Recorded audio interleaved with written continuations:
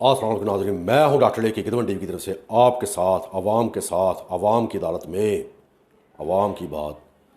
नाज़रीन, exclusive programme या यूं कह लें कि एक्सक्लूसिव वीडियो नंबर 2 जो आ रही है अफ़गानिस्तान के इशू पे, मैं डॉक्टर लेकी गिदवन टीवी की तरफ से आपकी खिदमत में पेश करने जा रहा हूँ, क्योंकि I have got huge amount of experience कि इतना बड़ा, इतना वसी एक्सपीरियंस, इतना ज़्यादा एक्सपोजर मेरे पास, डॉक्टर अली के पास, because I have spend most of my life in America and abroad. क्योंकि बहुत ज़्यादा वक्त अमेरिका और दूसरे यूरोपियन कंट्रीज़ में गुजारने के बाद, और स्पेशली वहाँ पे कुछ झाँक नहीं मारी नाजरीन, मैंने ऐसे हाई ऑफिशल्स लोग जो हैं, जो इतने सेंसिटिव और गवर्नमेंट लेवल पे जो मामला डील करते हैं, उनके साथ बहुत ज़्यादा टाइम गुजारा।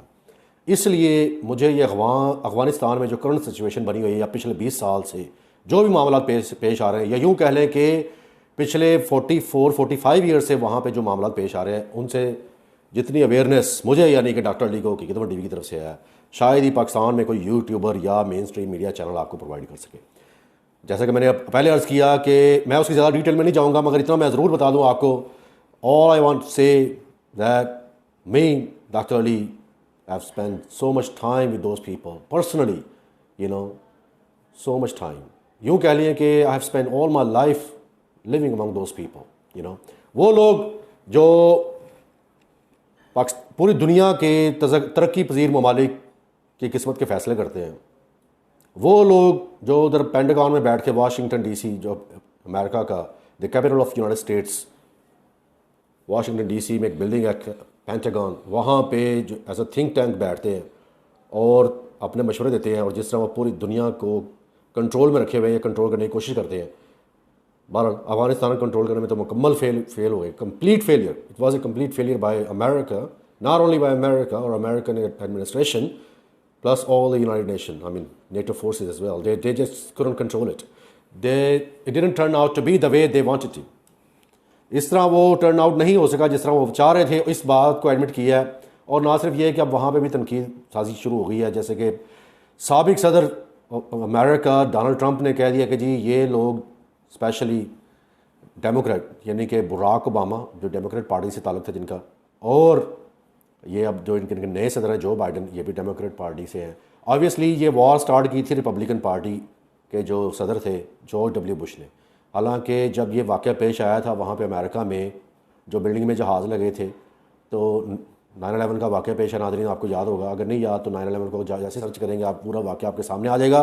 आई really don't have to go into the detail of it, क्योंकि ये will be just a waste of time, क्योंकि ये कड़ियाँ इसी चीज़ के साथ जुड़ी हुई हैं। अगर किसी को ये नहीं पता कि 9/11 का क्या वाक़या पेश आया था, then it's just a waste of time.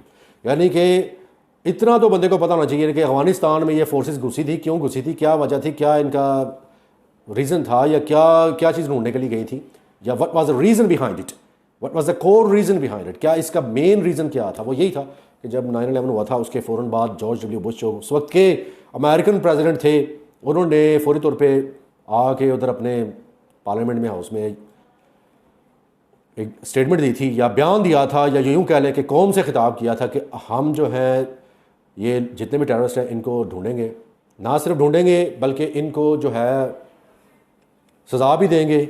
और फिर इसी सिलसिले में वो उन्होंने अफ़गानिस्तान पे हमला किया था, और इसके साथ साथ वो इराक़ में भी घुसे थे। कह रहे थे कि war on terror, war on terror, war on terror के नाम पे ही सारा कुछ हुआ।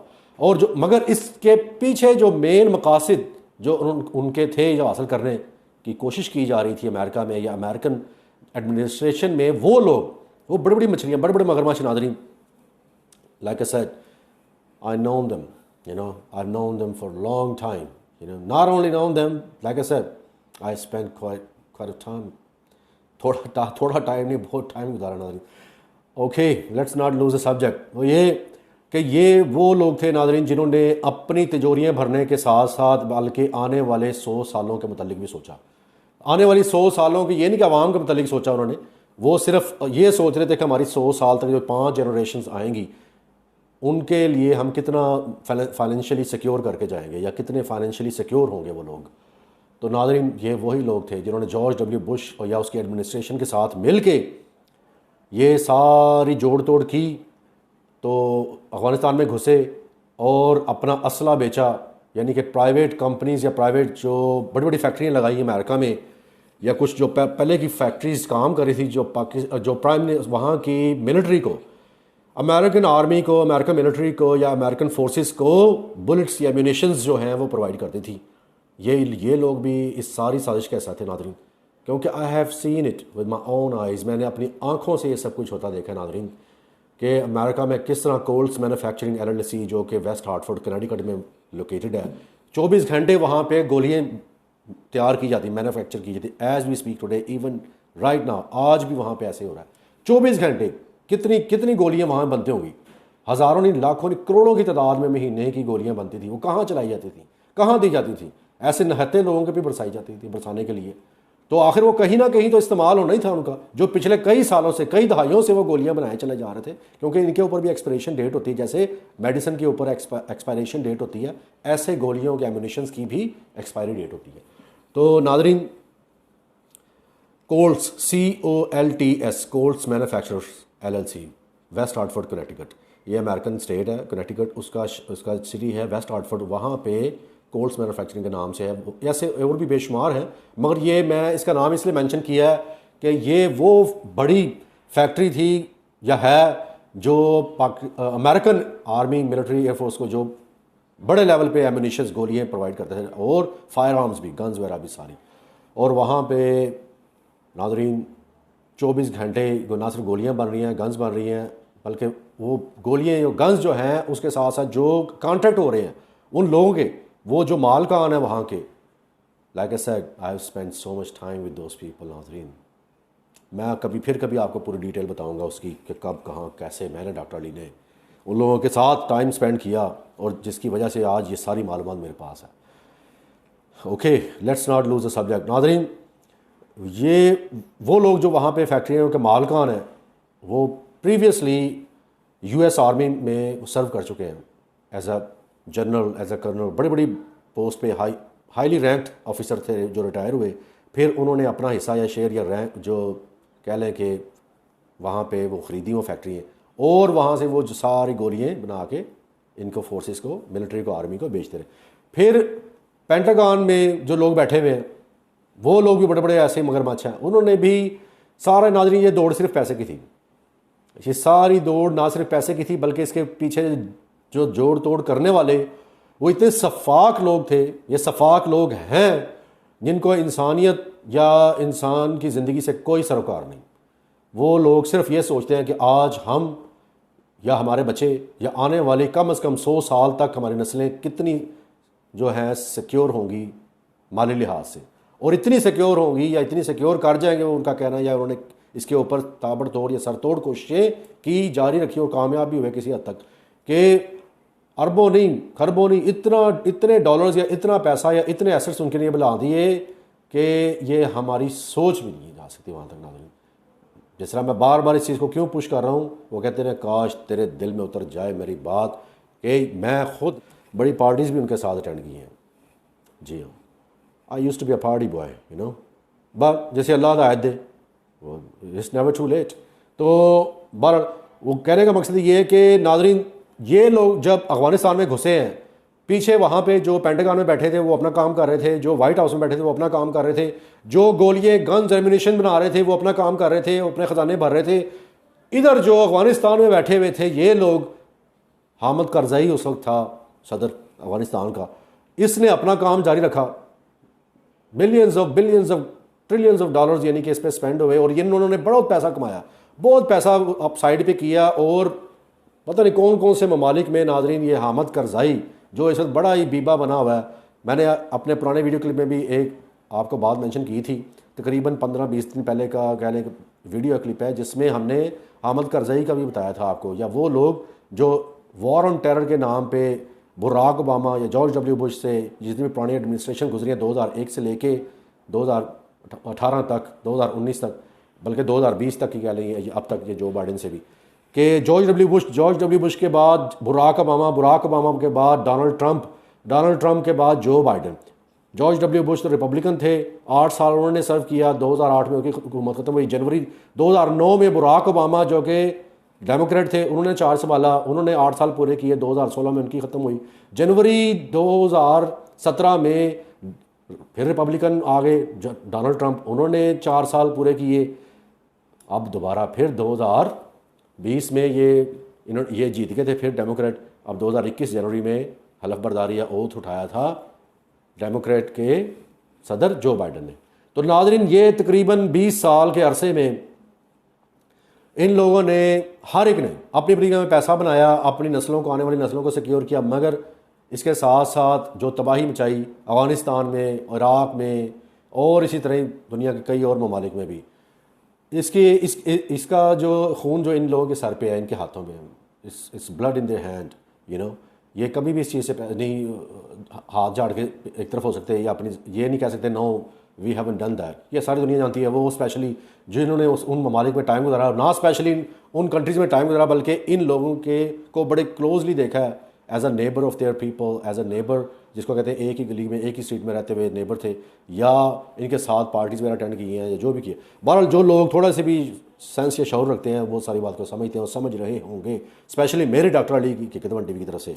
तो नाज़रीन, let's not lose subject again, वो ये कि अफ़गानिस्तान में ये अहमद करज़ई ने बड़ा पैसा इनसे ऐंठा। इसके बाद फिर आगे जी अशरफ गनी के साथ अब्दुल्ला जो थे, वो उन्होंने फटा डाल दिया कि जी मैं भी जीता हूँ, मुझे भी कुछ दो, मुझे बनाओ। फिर उन्होंने कहा ठीक है, आप दोनों जो शेयर कर लो पावर जो है। अब्दुल्ला गनी की भी सुन लें, I have seen it with my own eyes, parliament house के चक्कर लगाते हुए इस शख्स को, अब्दुल्ला को, यूके पार्लियामेंट के, वहाँ पे ये इसको कोई पूछता नहीं था। ये जब इलेक्शन होने वाले थे, अहमद करज़ई जब जा रहा था, अशरफ गनी जब आ रहा था, ये उधर क्वीन के पैलेस के बाहर भी इसे बड़ा टाइम गुजारा है, बहुत उनके जूते चाटे हैं। ये कहता था कि प्लीज़ मुझे बनाओ, मुझे सदर बना दो, मुझे बना दो उधर अफ़गानिस्तान का। तो ये हार गया था, मगर फिर भी उनकी सिफारिश पे, बरतानिया की सिफारिश पे, ये लोग ये अब्दुल्ला जो था, इसने पावर शेयरिंग की थी अशरफ गनी के साथ। जी जनाब, डेविड कैमरॉन के कहने पे। पहले तो टोनी ब्लेयर था ना 2001 में जब ये सारा मामला शुरू हुआ, उस वक्त टोनी ब्लेयर भी बड़ा आगे के था। उधर से जर्मन की एंगला मर्केल भी, ठीक है, उधर से अमेरिकन का जॉर्ज डब्ल्यू बुश भी, इधर से पाकिस्तान का जनरल परवेज़ मुशर्रफ साहब। हम जनरल रिटायर्ड परवेज़ मुशर्रफ साहब को कैसे पीछे छोड़ सकते हैं? जनरल रिटायर्ड परवेज़ मुशर्रफ साहब ने भी कम नहीं की। इन सब ने उस बहती गंगा में हाथ धोए हैं और इन सब के हाथों में खून है। They have the blood in their hand. ये कभी भी इस चीज़ को डिनाई नहीं कर सकते। बेशक अवाम में आके, मेन स्ट्रीम मीडिया पे आके जनरल परवेज़ मुशर्रफ या अहमद करज़ई जैसे लोग, या टोनी ब्लेयर जैसे लोग, या डेविड कैमरॉन जैसे लोग, या जॉर्ज डब्ल्यू बुश जैसे लोग, या जर्मन चांसलर एंगला मर्केल जैसे लोग, या फ्रांस के सदर मैक्रोन जैसे लोग, जो मर्जी आके बयान दे दे, नाज़रीन, its blood in their hand. ये खून इनके हाथ में। उन मासूम लोगों का, स्पेशली उन मासूम लोगों का जिनके ऊपर उन्होंने ड्रोन हमले कर करके मारे। बेचारे स्कूल में बच्चे पढ़ रहे थे, उधर ड्रोन हमले कर दिए कि जी वॉर ऑन टेरर हो रही है। ये किस किस्म की वॉर ऑन टेरर है? What sort of war on terror you been fighting? Nonsense, totally nonsense. It was just a business, nothing but business, you know, it was strictly business, no personal, whatever। तो बात यह है कि ये लोगों ने, नाज़रीन, इसके ऊपर एक्सक्लूसिव प्रोग्राम मेरे बनते चले जाएंगे। अब मैं इनके सारे वो चट्टे नट्टे जो भी रहा है ना, चाहे ख्वाह वो पाकिस्तान के जितने भी पिछले वो गुजरे हैं लोग जिन्होंने इसमें इस बहती गंगा में हाथ धोए हैं, ख्वाह उनका ओहदा कोई भी था, I am gonna leave them behind. मैं उनको नहीं छोड़ूंगा। मैं उनके सारी हर चीज़ खोल के वहाँ के सामने रख दूँगा और मैं इसको सीक्वेंसली या तरतीब के साथ लेके चलना चाह रहा हूँ, इसलिए कि इसका पूरा कॉन्सेप्ट जो है ना अवाम में क्लियर हो जाए, अवाम की नज़र में। इसको देखने वाले जो है ना इसको अच्छी तरह समझ जाएंगे इंशाल्लाह ताला। ऐसे इसको तरतीब के साथ देखेंगे जब वीडियो क्लिप को। और इसके साथ साथ नाज़रीन, जब परवेज़ मुशर्रफ ने ये सारा कुछ किया और फिर जब जहाँ से भागा अब तक वापस नहीं आया, वही भगोड़ा हुआ जैसे नवाज शरीफ ने नहीं काम नहीं किया। जरदारी फैमिली, इन्होंने भी इसी बहती गंगा में हाथ धोए। इन लोगों ने अपनी मुल्क की आवाम को ड्रोन हमले करवा के मरवाया था। नाज़रीन, ये prime minister of Pakistan Imran Khan ने ये चीज़ बंद करवाई है, ये ड्रोन हमले वगैरह जो पाकिस्तान में होने थे। हम किसी की साइड लेने की कोशिश नहीं कर रहे इसमें। अगर देखें पाकिस्तान इलेक्शन कमीशन में इनकी जो फॉरेन फंडिंग का केस चल रहा है पाकिस्तान तरीके इंसाफ का, इसका भी फैसला आने वाला है। अगर इन्होंने गलत किया होगा हम इनको भी रगड़ेंगे। ये कोई दूध के धुले हुए नहीं है, जैसे कि हमने वादा कर रखा आपके साथ। कोई भी गलत करेगा हम उसको घसीट के अवाम में पेश कर देंगे। फिर अवाम चाहे उनको अंडे मारे, जूते मारे, टमाटर मारे, या उनको वोट दे ना दे, ये फिर अवाम पे छोड़ दे फैसला। 2023 में जो इलेक्शन होंगे वो उसमें भी रिजल्ट सारे सामने आ जाएंगे। पता चल जाएगा अवाम में कितना शऊर है, कितनी उसमें अपना हक़ खुदरातियत इस्तेमाल करने की सूझबूझ है, वो भी पता चल जाएगा। बहरहाल बात कर रहे थे कि जो भी पाकिस्तान के लीडर्स गुजरे हैं जिन्होंने अफ़गानिस्तान की जो मौजूदा 20 साल की सूरत हाल में पैसा बनाया, पैसा बनाने की कोशिश की, उन सब के नाम आपके सामने हैं। आसिफ जरदारी सर फहरिस्त, परवेज़ मुशर्रफ, जनरल रिटायर्ड परवेज़ मुशर्रफ, यूसुफ रज़ा गिलानी, और इसके साथ साथ नवाज शरीफ और इसकी पूरी फैमिली, और इसके दौर में जितने भी और बड़े बड़े सरबराहान थे, स्पेशली इसहाक डार साबिक़ वज़ीर ख़जाना, बड़ा लानती शख्स, सबसे बड़ा। हम नहीं छोड़ेंगे, नहीं माफ़ करेंगे। अब तो मैं सबके नाम ले ले के अवाम में मैं उनको यहाँ करूँगा, उनकी करतूतें को भी। You can't stop me, nobody. इंशाअल्लाह ताला अल्लाह ताला की मदद होनी चाहिए साथ, अल्लाह सबसे बड़ा है। Nobody has the power to stop इंशाअल्लाह, because I am telling the truth. मैं आपको सही हक बात बता रहा हूँ, चाहे किसी को बुरी लगे चाहे किसी को अच्छी लगे, मगर ये बात ऑन रिकॉर्ड है, बेस्ड ऑन फैक्ट्स है। कहीं से भी सर्च करके आप इस चीज़ को वेरीफाई कर सकते हैं। और इसके साथ साथ जिन लोगों ने ये खून की नदियाँ बहाई, बेगुनाह लोगों को मरवाया, पाकिस्तान में भी अफ़गानिस्तान में भी, और पाकिस्तान की बेगुनाह अवाम को यहाँ से बेचा अमेरिका के हाथों, जिन्होंने फिर यहाँ से उठा के वो गुआंतानामो बे बंद किए। वो गुआंतानामो बे की जो जेल है, वहाँ बेचारे कई मर गए, कई तो अफ़गानिस्तान में मर गए थे जब यहाँ से उनको अफ़गानिस्तान लेके गए। वो बगराम एयर बेस पे एक जेल बनाई हुई थी, यहाँ से पाकिस्तान से जब मुशर्रफ, जनरल रिटायर्ड मुशर्रफ जब उनको बेचता था, वो बगराम एयर बेस पे जो जेल थी वहाँ उनके ऊपर तशद्दुद किया जाता था। फिर उसके बाद उन जो बच जाते थे बेचारे, उनको गुआंतानामो बे में ट्रांसफ़र किया जाता था। फिर उसके बाद जो मर गए वहाँ पे मर गए बेचारे, अल्लाह को प्यारे हो गए। जो बचे हुए अभी भी उन्होंने अपना ज़हनी तवाज़ुन खो दिया, आलमोस्ट नकारा हुए पड़े बेचारे, मगर अल्लाह तो देख रहा है। ये नाजरीन जो दुनिया में ऐसे करेगा वो दुनिया में पाएगा, आखिरत में जो सज़ा मिलेगी जो मिलेगी, दुनिया में भी उसका अशर सारी अवाम ने देखना है, सारी दुनिया ने देखना है। नाजरीन नेक्स्ट एक्सक्लूसिव जो प्रोग्राम इसके ऊपर बनेगा, उसमें मैं उन लोगों की भी डिटेल जिन लोगों ने ना सिर्फ पैसा खाया बल्कि पाकिस्तान की आवाम को बेचा, थोड़े थोड़े पैसे लेके अपना ईमान भी बेचा, और ख्वाह वो पाकिस्तानी थे, ख्वाह वो अफगानी थे, ख्वाह वो जर्मन थे, वो लोग, वो जो लीडरान जिन्होंने ज़्यादती की, जुल्म किए अवाम पे, या यूँ कह लें मासूम लोगों की जानों पे, उन सब को यहाँ करूँगा। कीप वॉचिंग माई प्रोग्राम इंशाल्लाह। अल्लाह हाफिज़, अल्लाह निगहबान। Take care of yourself and people around you. Thanks very much for watching.